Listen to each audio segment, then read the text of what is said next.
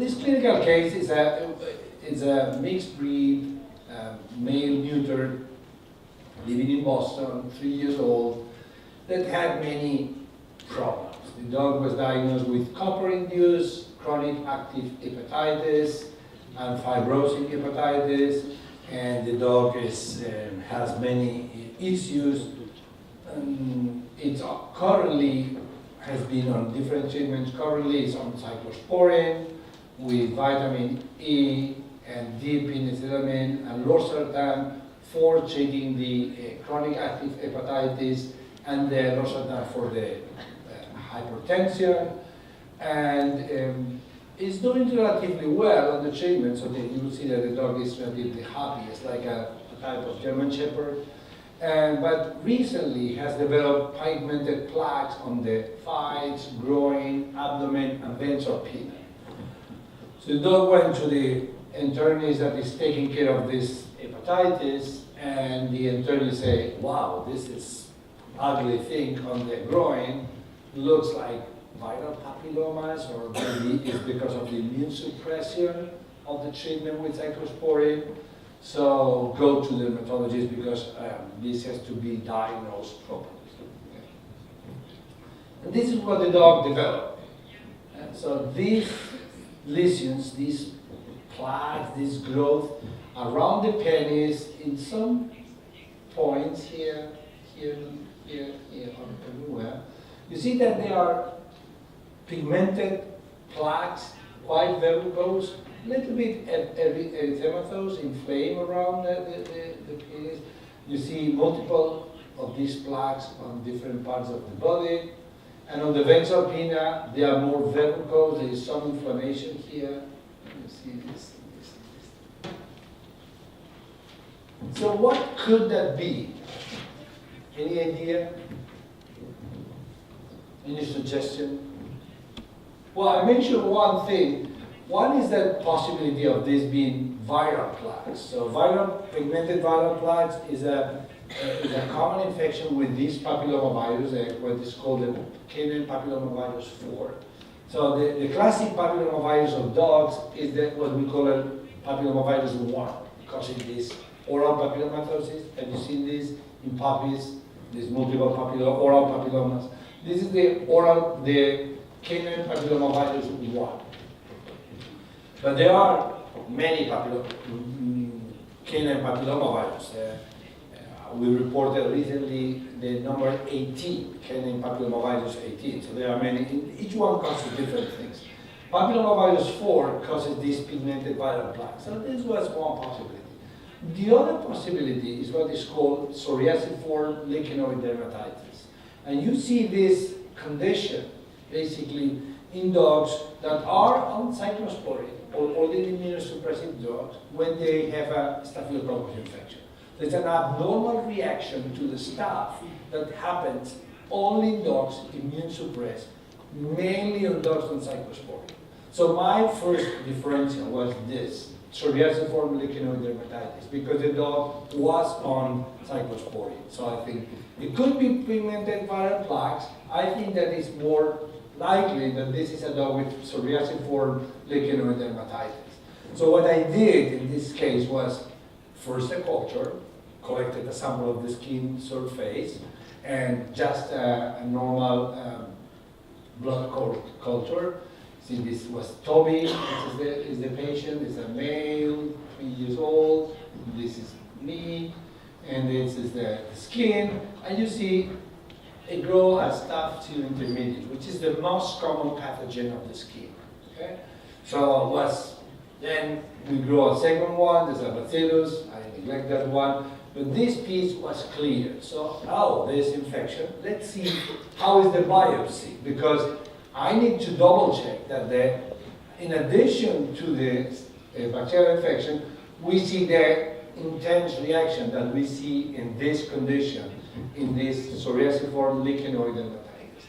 And in this disease, and here we have pathologies, there is a unique combination of two things. There is a combination of intraepidermal pustules with neutrophils and subcorneal pustules, probably linked to the staph, and also a very strong reaction in the dermis with plasma cells, and a psoriasiform reaction of the epidermis. So you see here how many plasma cells are in this upper dermis.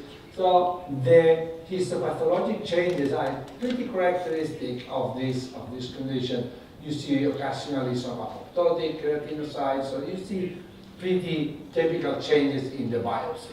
So we diagnose a psoriasiform dermatitis, and the treatment is both killing the staph, controlling the infection, and tapering the cyclosporin. So in this patient, the active hepatitis was well controlled, so we could start tapering the cyclosporin, and this is what we did. And you see how the lesions start to regress with the treatment. You see less plaques, and the dog Tommy did very well. The cyclosporin was finally completely discontinued. We gave cephalexin quite a long time, for 8 weeks, and then the lesion cleared in 6 weeks. So keep in mind this reaction pattern, because you can see this in some dogs treated with cyclosporin. Atopic dogs, dogs with pemphigus foliaceus, dogs with other conditions. It's more prevalent than we suspect. We don't understand the mechanism of this condition, and it's quite pleomorphic, but in all cases you see these verrucous plaques, usually on the abdomen and groins. So this is another of my patients. This is an atopic patient with the same condition. This bulldog was treated with cyclosporin and developed the same plaques, more erythematous in this case on the abdomen. You see here how they start being erythematous and become black, as in the case of Toby. And this is the same condition. If you do a culture of this dog, I did it, you will see again an staph intermedius. If you do a biopsy, you will see the typical changes of this psoriasiform lichenoid dermatitis. So it's a pretty common reaction pattern in patients with treatment with cyclosporin. So keep that on your radar, because it's something that you can see. You have any questions about this case? No? Let's go to one case of alopecia and an endocrine disorder, because I think that this is something that you treat frequently. This was a 10-year-old Pomeranian. This dog has been with symmetric alopecia on the trunk for years. No pruritus, no other systemic signs. Skin scraping always negative. CBC, chemistry, urine with normal limits. Diagnosed with hypothyroidism years ago, and is on treatment with levothyroxine, 0.1 milligram twice a day. A low-dose dexamethasone suppression test was done in the past and was normal. So at the time of the diagnosis of the hypothyroidism. Here you see the dog, the tongue out now. So here you see our patient. Of course, the owner is disappointed, because this dog, say, 2 years ago, was diagnosed with hypothyroidism, was put on treatment, and the owner expected the hair to grow back. But this is not happening. Say, what's going on? I was supposed to see the dog growing hair. I'm giving the pills religiously twice a day, and my dog is still quite bald. Doesn't look very nice. You see? Very, very advanced alopecia. In fact, they say, I think it's becoming worse. So when we diagnosed the hypothyroidism, it was not so advanced alopecia, and I was completely bald. The skin looks very atrophic, and no hair at all. This is the top-down vision, so you see it's targeting the head is good, neck is completely bald, you know. This is my ugly face here, so I'm holding the dog with 2 hands, as you see, and my name, so was one of my patients, so what can I do? And if you pluck hairs, you see this. These are telogen hairs. I know that you recognize well that these are non-growing hairs because they, when you plug the hair and you put it under the microscope, they look like an arrow tip. The growing hair, the anagen hair, they are like a match. So they have a round, pigmented ending, and these are with this thing. So we know that the hair follicles are not growing, the hairs are intelligent, and they are losing hair slowly, and therefore the owners see that every time the dog looks worse and worse. So, what could that be? Well, it can be several things. It could be that the treatment for hypothyroidism is not enough. So maybe the dosing of hypothyroidism is not adequate, or they are not giving the pills as expected, or the pills are not good enough. They were using the Soloxine, which is the best brand in the US for hypothyroidism. They are not using some unknown generic or pharmacy compounded levothyroxine. So they were using the top brand, but even. It could be that the dog has developed Cushing's disease. So it could be that after that test, now it's having Cushing's disease. The skin looked pretty atrophic. The distribution of the lesion was suggestive of Cushing's disease. Head, spare, legs too. However, what is lacking for a diagnosis of Cushing's disease? There are no systemic signs, no polyuria polydipsia reported, no other clinical signs. But it could be that it's very mild, or we are at the beginning, so we have to look at it. It could be what is called alopecia X, which you know is a disease caused by high levels of sex hormones, probably of adrenal origin, causing clinical signs basically of alopecia with this similar distribution. Usually happens at early age, but we don't know exactly when this started with this dog. Maybe at the time of the diagnosis of hypothyroidism, the dog was having alopecia X and was misdiagnosed with hypothyroidism, and we are simply just treating this, and the dog has been with alopecia X for. And can have what we call follicular dysplasia. There are some genetic diseases in some breeds that develop later, and they are not endocrine disorders. They are simply genetic diseases. So what can we do? We can start doing some blood work and some basic things. This is what I propose to the owner to do. Repeat the CBC chemistry urinalysis, repeat the T4. When you have a dog that is diagnosed with hypothyroidism and you are treating with thyroid hormone, if you take a blood sample and you measure the levels, in fact you are measuring your levels, the levels of levothyroxine that you are giving to the dog. Because whatever happens, if the dog was hypothyroid, the levels are related to your treatment.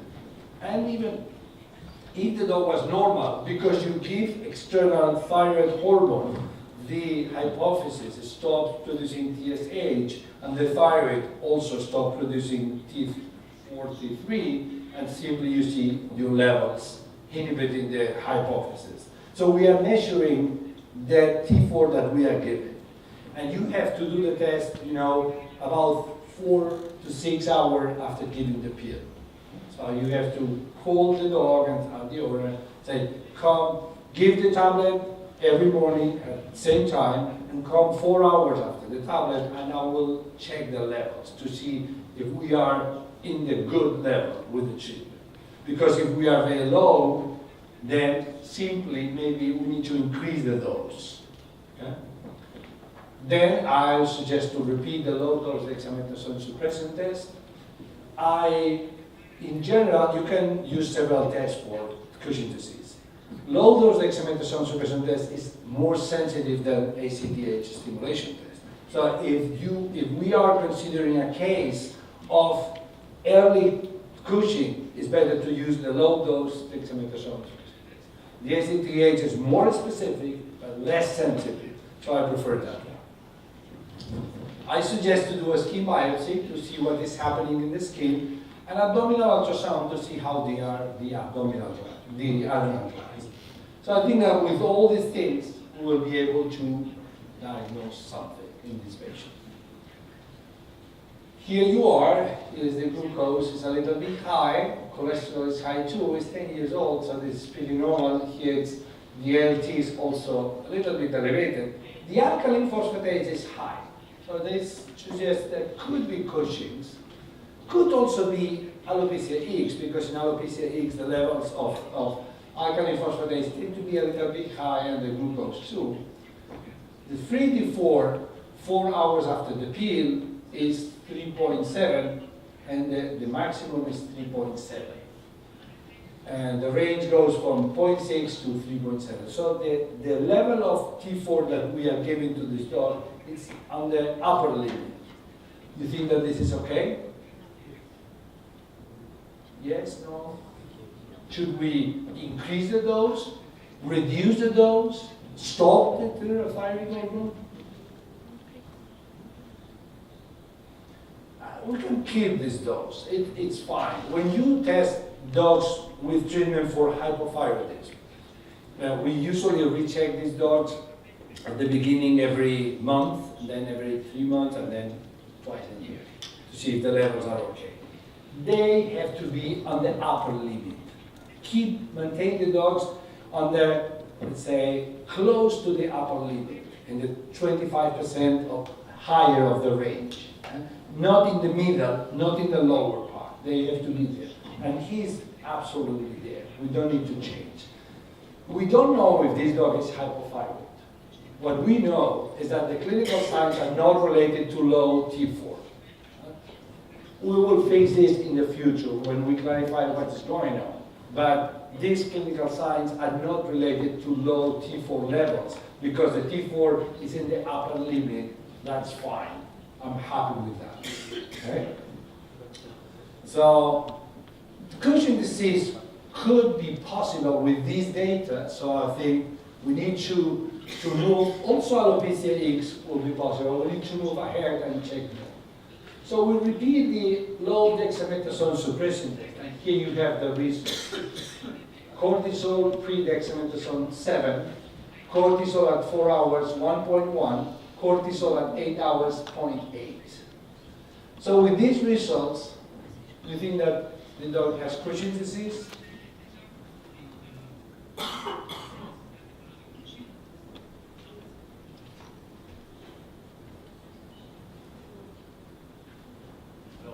I don't see many comments.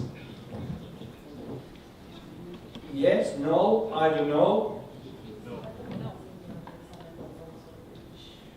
So this is the cortisol before giving the dexamethasone, 7, which is a little bit high. 4 hours after the injection of dexamethasone, it's 1. And 8 hours after the dexamethasone injection is 0.8. This suggests Cushing's disease? No. This is a normal test. So it discourages me, because I was thinking maybe it's an early case of Cushing's disease. I was upset with that. I said, no, it doesn't look like Cushing's disease. So I say, we will do an ACTH to see what happens against the books, because in theory, this test is more sensitive than this one. So if this was not detecting Cushing, ACTH is less sensitive, so it doesn't make sense what I did. But sometimes when you are desperate, you do stupid things. So I did the ACTH to double check, and there was, what do you think? This suggests Cushing's disease? No. No, because what do you expect with this dog is having quite high cortisol levels, more than normal dogs. It's around 6 and 7, so the limit, this is the range. It's true that the dog starts with quite high cortisol, but when you give ACTH to a dog with Cushing's disease, what do you think 1 hour after the ACTH? High levels, right? I would expect here 24, 27, 90, so something like that. We're doing like this. So we do not have hyperreactive adrenal glands regarding cortisol. Maybe other hormones, but we don't ever. Okay. So, thyroid well control, Cushing's disease, roll out of my list. We are becoming shorter and shorter in the list. We have a skin biopsy. Good. Here, I took my skin biopsy. I put all my hopes in this biopsy. It will give me the truth. When I go to Barcelona sometimes and I talk to clinicians like this, they always come to me and they cry and say, yeah, you are very lucky because your clients do whatever you want. My clients don't have money, they say don't do this, I cannot repeat the test, and they feel that I'm lucky and they are unfortunate people. This is not reality. The truth is the reverse. They are lucky because they have a good excuse to reach the diagnosis. The worst situation is when they say, do whatever you want to do. I'm waiting here. Okay, is it yeah? No? What it means? A biopsy. Okay, repeat the biopsy, dog. You need to tell me what is going on my dog. You can do whatever you need. You do the magnetic resonance imaging, whatever. And then you start to sweat, and then when you do 2 or 3 things, you say, you don't know yet, dog? So we can do more things, do whatever you want. And then at the end, you say something that is very difficult to say, this, I don't know. I don't have more ideas. This is my problem.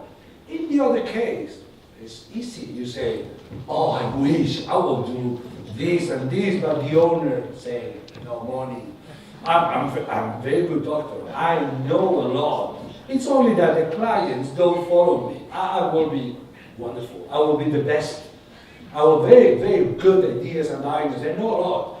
But it's a problem of money of my clients. It's only this. Not in my case. I'm naked many days and say, the question is that I don't know what else to do because I don't know more.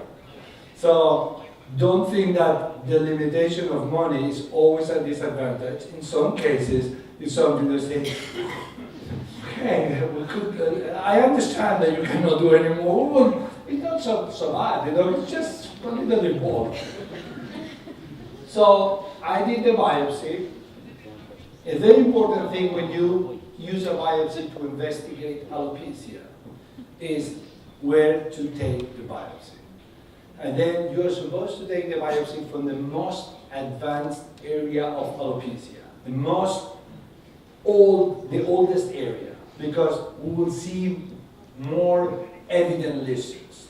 Don't go to the limit, to the periphery, to a new area, a fresh lesion, because the changes won't be so typical. Go to the very old area. I selected the neck. This is the skin biopsy. No surprise, hair follicles completely atrophic, epidermis pretty normal, almost just a few sebaceous glands, and all the follicles show this abnormal. They are quite phyllogenic and atrophic, and they show this tricholemmal keratinization, this red flame keratin that usually is related to sex hormone imbalances. So it helps to me to say this is not a cushingoid dog, probably. It looks more like a dog with alopecia X, and this is the description. You can skip that. Alopecia X is usually a disease of young dogs, but there are a few cases like this one of late onset. And these forms of late onset alopecia X probably are intermediate form between pure alopecia X and Cushing's disease. And this dog had some signs of Cushing's disease because we know that glycemia was a little bit high, was living with a cortisol of 6, 7, which is not normal, not a typical Cushing dog with polyuria polydipsia, but a dog with probably imbalances in sex hormones. It's very difficult to really demonstrate that has high level of sex hormones because there are many, and we do not have a good panel to assess that. So we basically do a clinical diagnosis together with the biopsy and ruling out other diseases. And alopecia X is very common. If you have in your country Pomeranians and Chow-Chows, and you will see many of these cases. They usually are young dogs like this Pomeranian. This is a dog from Canada, from Montreal, when I was living there. And they start to develop this alopecia on the neck, like this patient that I was seeing. And on the rear area, you see that they start to develop alopecia here. This was a very early case of alopecia ic. This is a more advanced case that you see that most of them are Pomeranians. You see that the head is usually spared and they start to lose hair. The owners come to you always saying, well, I had a beautiful Pomeranian, now it's horrible, it's losing the hair. And then after 2 or 3 years, they start to have more severe alopecia. They start to show naked legs and belly, and they end like this, so almost bald. This is a very typical case of alopecia ics.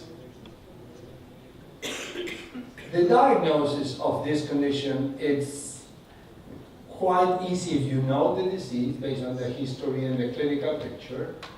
You have to rule out all the endocrine skin diseases. Do a good diagnosis of hypothyroidism, Cushing disease. Rule out these two conditions and do a biopsy that present these typical flame follicles. And then you can do many treatments for this condition. None works well. So when you have a long list of treatments, means that none of the treatment is very good. If the dog is still intact, not being castrated or spayed, you can castrate the dog, and usually they improve. They do better after castration. In most of the cases, I don't know here, but in the US, they are already castrated or spayed, so you cannot recastrate the dog. So, the second option is just to, is what I did with this dog, with the name of this Pomeranian that you have seen was Sonny. You can sit with the owner and say, listen, Sonny is 10, it's a happy, healthy dog. It's only a cosmetic issue. Some other people maybe in the room has the same problem with the hair. So this is not a big disaster. This dog is going to live happily. Forget about that and enjoy your dog. And don't use it. Some people accept that this is what we call scientific neglect. And then you say, okay, I wanted to know that everything was okay. If this is not a severe condition, I can live with that. If they say, no, I want to try things, there are 3 things that you can try. One is the dyslorelin implants. This is an implant of a hormone, a sex hormone, the synthetic sex hormone. I think you have this here. You have that. It's from Bilbao. It helps quite a lot. So if you use this every 6 months, they grow hair again. They do not become as nice as they used to be. They simply grow something. And it's more or less acceptable, but it's not perfect. Some people use melatonin. Melatonin, depending on the size of the dog, a different dose, it helps a little bit.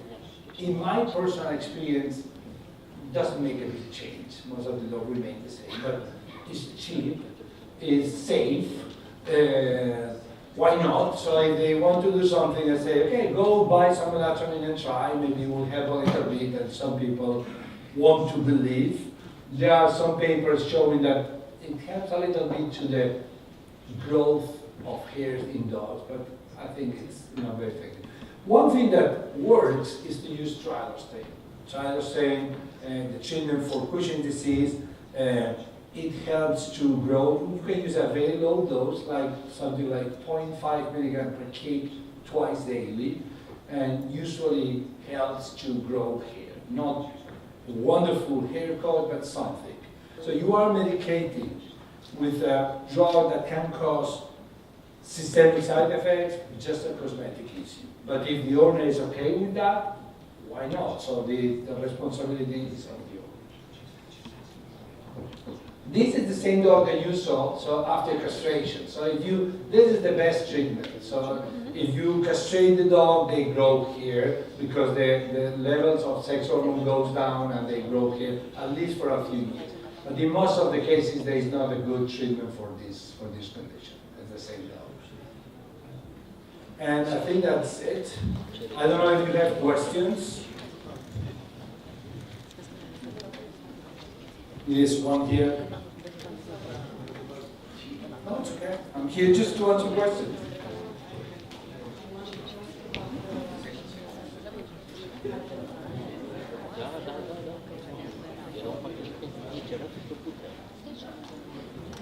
It's okay, we'll repeat the question. Can the sex hormones, in case of the Pomeranian, increase the T4 level so that it seems that he has hypothyroidism actually? That's a good question because in the case of the Pomeranian that I showed you, I really don't know if this dog was hypothyroid or simply misdiagnosed of alopecia X with hypothyroid. Because I don't know, I didn't have all the information about how the diagnosis was done. And if they use simply the total T4, it's impacted by different situations. High cortisol levels, high sex hormone levels, stress, some diseases, they can cause what is called a sick euthyroid syndrome. So dogs that are in fact non-hypothyroid, but they have a low level of T4. And this is a mechanism in all mammals to defend ourselves. When you are under stress, your body is smart and say, I need to save energy. I start to produce less TSH to reduce my metabolic rate because I don't know what's going to happen to me. I'm developing some disease or clinical sign or having some stress. So if I check your T4 levels at this moment when you have a disease, I can see low T4 levels and think, oh, she's hypothyroid. You are not. Simply, you are in a situation of stress, producing less T4. But when you are normal, the levels go up again. So therefore, we don't check for the total T4. If these people, the vet, use only T4 to make the diagnosis, probably it could have a misdiagnosis.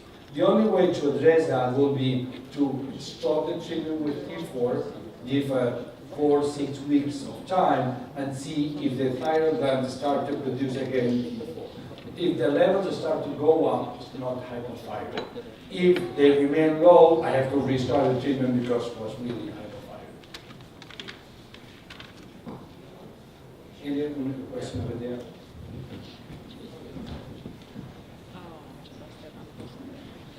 Am două întrebări. Una, dacă în cazul unui câine de rasă pomeranian, putem folosi în cazul alopeciei X levotiroxina ca tratament? The question is if I can use levothyroxine for the treatment of alopecia X. No. So I don't think that the treatment, the levothyroxine, is doing anything to the alopecia X. I don't think that's Și a doua întrebare, dacă putem avea un caz de alopecie X, un câine foarte tânăr de 7-9 luni, care se manifeste clinic alopecie, dar la examenul histopatologic rezultatul să fie negativ pentru alopecie X.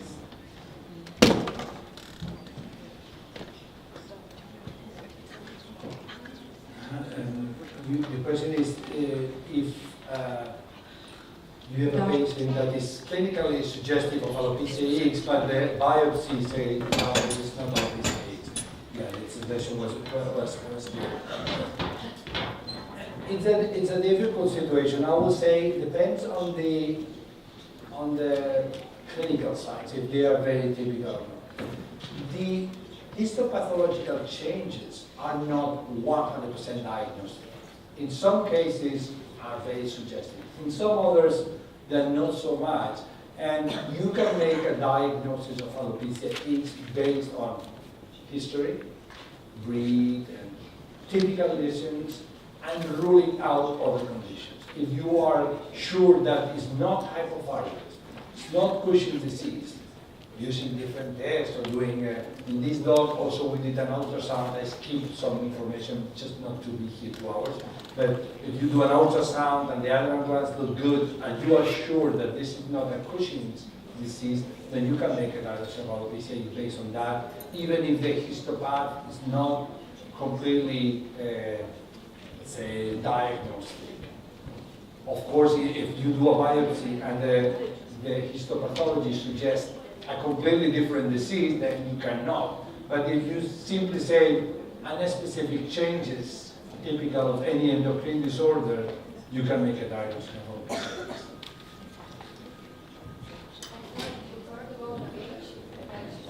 No. Oh yeah, sure. This is you say the age, 7 months. Yeah, the alopecia age begins very early, so it's more common in very young dogs, 7 months, 1 year, 2 years, than in old dogs. So one problem with Sonny was the age. I don't know exactly when this began, maybe at 5, 6, 7, and it is a very late onset for alopecia age, typically are very young dogs. Any other comment or question? No? You want to go? We have some lunch? No? No lunch? Just keep here. So thank you very much.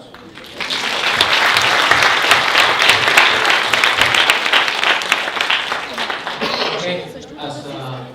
First of all, I would like to thank Dr. Ferrer for having accepted our invitation to come here today. Has been a long session, but I think quite productive.